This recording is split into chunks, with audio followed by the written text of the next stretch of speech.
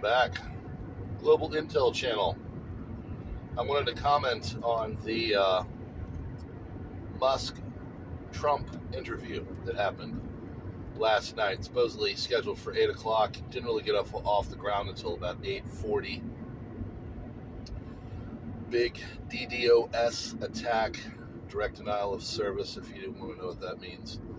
Basically, they flood a computer system, with a bunch of requests to open it, to overwhelm the system so it shuts down and it can't do what it's supposed to do. So clearly, they did not, or whoever the rogue actors were, and you can insert your personal flavor of evildoer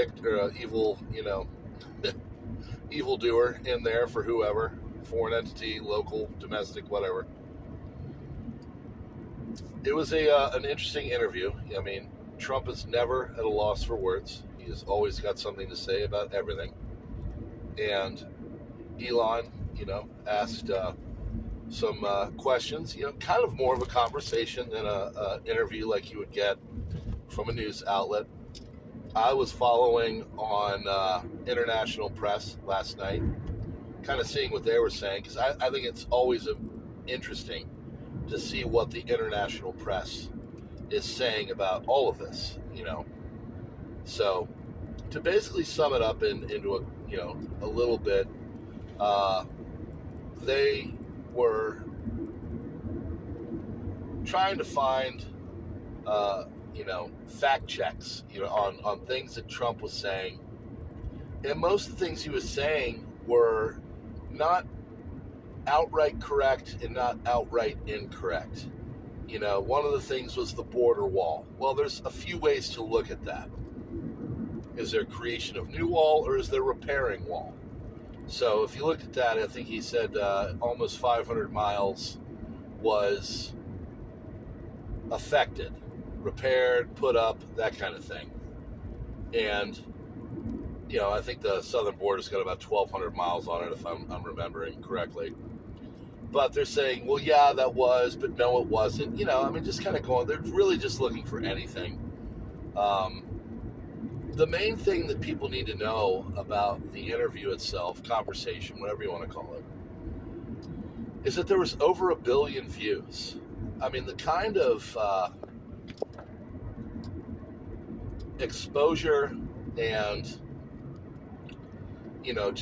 introduction, new views into that Trump he's just put into a lot of new people's eyes and ears, I guess is the best way to put it. And so,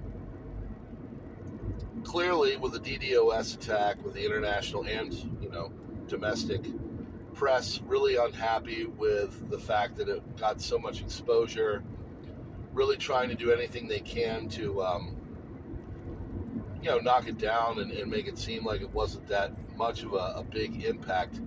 It was an extremely large impact. It just shows the way the media is changing and evolving, and the legacy media is not what it used to be. It does not have the pull. It doesn't have the respect that it used to have. And so because of that, alternative sources are starting to really come onto the scene. And say what you will about, Trump talking and talking. Say what you will about Elon giving him softball questions and setting him up. Say what you will about all that. The simple fact of the matter is that it got a lot of exposure, much more exposure than in more traditional senses of press and media.